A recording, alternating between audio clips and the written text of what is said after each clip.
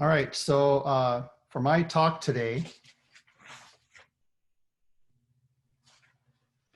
I'd like to talk about the feelings that we may be experiencing, especially during this pandemic. Some of them are the emotions I know we've all typed in at the beginning of the service today, and of course they're wide-ranging and all important. But I first want to read a passage from Shinran's Hymns of the Pure Land, found in the collected works of Shinran. This passage is regularly chanted as part of the wasans, so please join me in Gasho.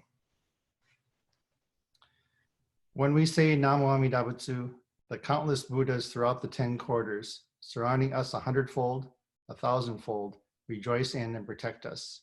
Namo Amida Buddha, Namo Amida Buddha, Namo Amida Buddha, Namandabs, Namandabs. Now, to me, this passage carries a lot of meaning, especially today. And it means that when we understand the profound interdependence in our lives, we can be comforted in the presence of all the Buddhas to help us see reality. But who are all these countless Buddhas? So remember, the term Buddha is a title and does not always refer to a specific Buddha. So there are countless Buddhas and Bodhisattvas that are referenced in this quote. And Amida Buddha, which is important in our tradition, is one Buddha amongst many. And these Buddhas also include my father and my sister, who are being recognized in today's memorial service. But when their lives ended in this world, were reborn as Buddhas to help guide me. And for me, it is not being reborn in the literal sense of rebirth, but a birthless birth as Buddhas, to support me and help me see things more clearly. So my entry on the chat screen listed 2 items that were personal for me today. Sadness and joy is what I had typed in. And these are emotions that I feel today, but when I think about it, they're just some of the emotions I cycle through pretty regularly. Although these may seem like different and distinct emotions or even opposite, to me, they really aren't. And they are part of a continuum of feelings that are all part of me, and they come and go. And I think during this pandemic, my feelings are amplified, like being on a roller coaster or even on a seesaw. I see them as 2 sides of the same coin and not opposites and not dual.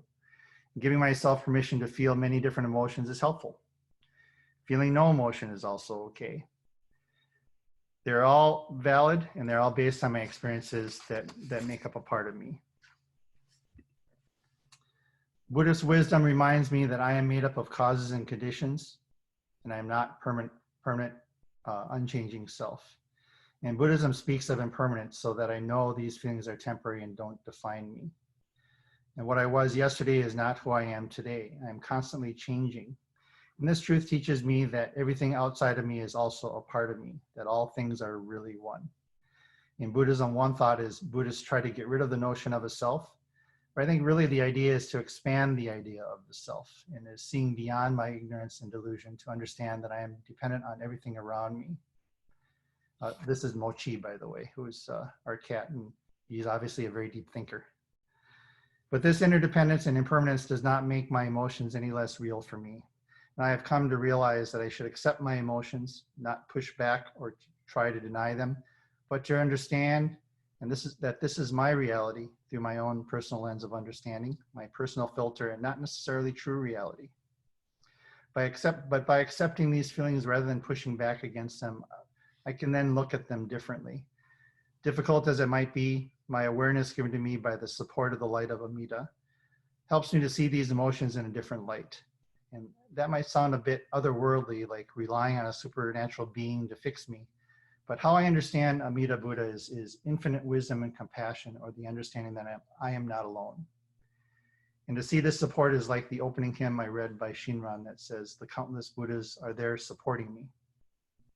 I think it also helps me to think of Buddha not as an object, but as an activity. And it's Buddha activity that helps to give me clarity in my life. Amida Buddha is often portrayed in human form that some might interpret in some sort of divine manner. But Amida is not a creator or a divine being that is separate from us that controls the universe. Amida Buddha is a form given to inconceivable wisdom and compassion. And the name Amida is a combination of the words Amitabha and Amitayus, which mean infinite light and life, which represents wisdom and compassion.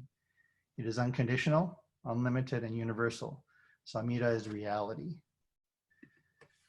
I'd like to explain one reason why I have sadness today. And this is the monthly memorial for both my father and my sister. And it is 40 years for our sister and 22 years since Frank and our father died. And having a monthly memorial service is a way for me to remember not only my sister and father, but a reminder of the transiency of life. They were both pretty young when they died. My dad was 74 and my sister was 26. You know, although I call it sadness, it is also gratitude for what they have done for me. We stand on the shoulders of those who have come before us. And there have been many, many times I reflected on their lives to give me hope and understanding from their actions and experiences. I know I would not be doing what I'm doing today without the foundation they laid and the influence in their life. Now, this is a picture of a Dharma school in the 50s. And there's Frank on the lower left, and my sister's in the middle row on the right, sitting on my mom's lap. And you know, there's several very familiar faces there. I know Miyako's online, so her grandfather, yeah, and her uncle. A lot of familiar, and a grandmother as well, familiar faces. This is a picture of the Sangha back in that time period there. With the middle is Reverend Kono, who is the founding minister of the Sangha. And my father on the lower left, Frank Tanaka, who is Rick and Lori's dad next to him. And the far right is, lower right is Cheryl's, Brian's father as well. But I think you can all think of friends and family members with this same sense of gratitude that I'm expressing. And although I'm talking about sadness, it's because of this sadness that I'm able to see and experience great joy. So joy, that's the other emotion that I listed. And the joy I'm feeling today is really grounded on gratitude, and it's very much connected to my other emotion of sadness. Gratitude and joy doesn't diminish the difficulties we face, but rather opens our hearts to the reality of our suffering and the suffering of others. And through the Nembutsu, we can discover gratefulness in the moments of our lives. Saying the Nembutsu out of gratitude to Amida Buddha is the response to something that is supporting and helping your life, but you don't create it, you don't manipulate it, and you don't do something to get it. It is the awareness of knowing that I owe so much. You know, when we sing Ondok-san at the end of the service, as we usually do, be sure to read the English translation. I'll have that on the screen as well when we get to that point. And that's the message. That's the message of this song. So what is joy? Now, at first thought, joy can be thought of as sort of general happiness. You know, in our culture, it's often thought that happiness should be our goal and something we should seek and to hold. In our culture, we're overly obsessed with the pursuit of happiness. And in reality, happiness is more superficial and transient. It makes us feel good. It should be something we seek and enjoy, but we need to understand that it's something that doesn't last. That isn't a pessimistic outlook, in my opinion, but to understand that it is all the more important to appreciate it when it is present. But I think joy is different. I think joy is a piece of humanity and delight that you are alive. There's a more deeply moving experience. Joy lays the groundwork for a richer life, a deep connection to the world around us. So what gives us joy? Now, we all turn our heads, I think, to look at a rainbow. The rainbow picture I stole from Kristen's Facebook, the quadruple rainbow, which I don't think I've ever seen before. You know, we turn our heads to look at a rainbow. We stop to celebrate fireworks, and the human brain lights up when we encounter certain things that give us joy. The feelings of joy are often intangible or difficult to define. For me, joy is grounded in gratitude. And there's joy all around us. Either earlier this week, one of my Facebook friends posted the song Sukiyaki being sung by a Japanese artist in New York during the quarantine. And this song, for those of you old timers or long timers, the song was made famous in the 60s by Kyo Sakamoto. I remember hearing it in my childhood. And after service, I think you'll have to go Google it and it'll bring back some memories. I remember this exact album cover that we had at home. The Japanese title is Ue o Muite Aruko, or Aruko, I won't sing it for you. And that means something like, I keep my head up high. And in one translation version, a line in it struck me and it goes, Beyond the clouds, there is joy. Above the sky, there is joy. And I didn't remember that line as a child, but listening to it right now, it just carried more meaning. And there's a passage written by Shinran in the Shoshinge that tells us joy is often hidden until the light of Amida, or the light of Namo Amida Butsu, the light of wisdom and compassion helps us to see it. And this is the passages from Shinran that I think speak to the words of that psalm. Let me just read this for you. The light of compassion that grasps us illumines and protects us always. The darkness of our ignorance is always broken through. Still, the clouds and mists of greed and desire, anger and hatred cover as always the sky of true and real Shinjin. But through the light of the sun is veiled by clouds and mists. Beneath the clouds and mists, there is brightness, not dark. When one realizes Shinjin, seeing and revering and attaining great joy, one immediately leaps crosswise, closing off the 5 evil courses.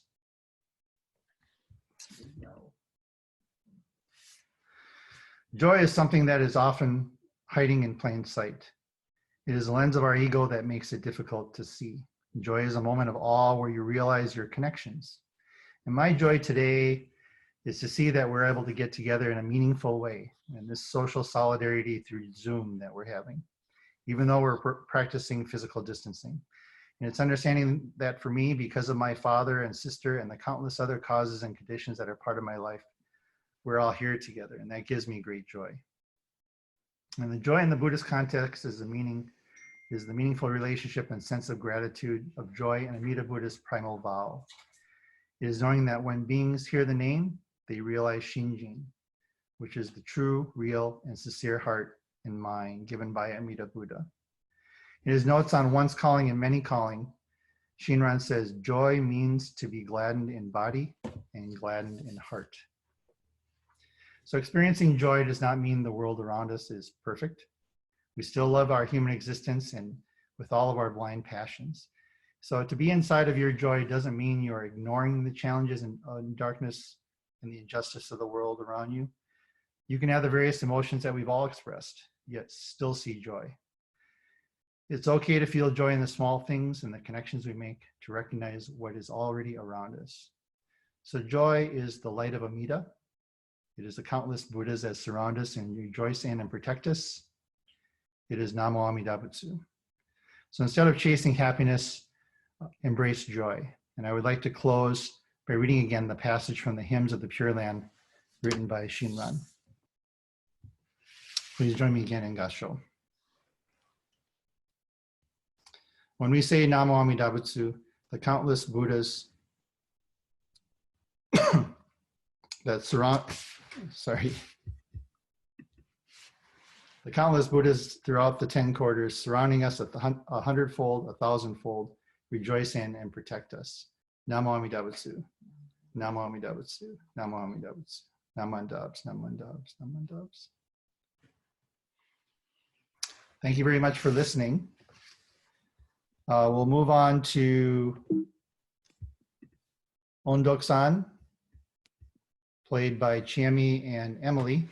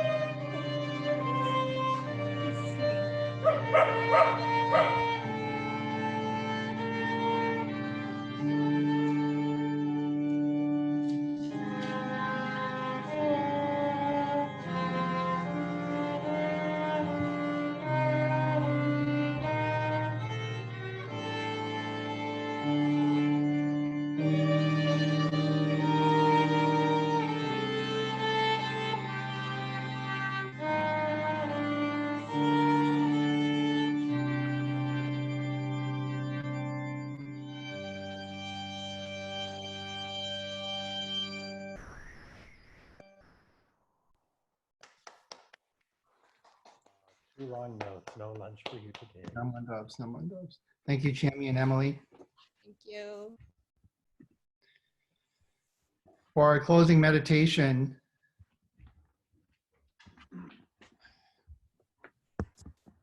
I'll read the following. Please join me in Gasho. Through the light of Amida Buddha, we gain a greater awareness of the emotions that our fellow Sangha members and others are experiencing during this pandemic. Let us realize a deeper appreciation of the words written by the Gamonchu in the Buddhist pledge, with a broader and more expanded lens of understanding, and put into action a way of living as a Nembutsu follower. Namo Amida Butsu. Namo Amida Butsu. Namo Amida Butsu. Naman Dubs, Naman Dubs, Naman Dubs.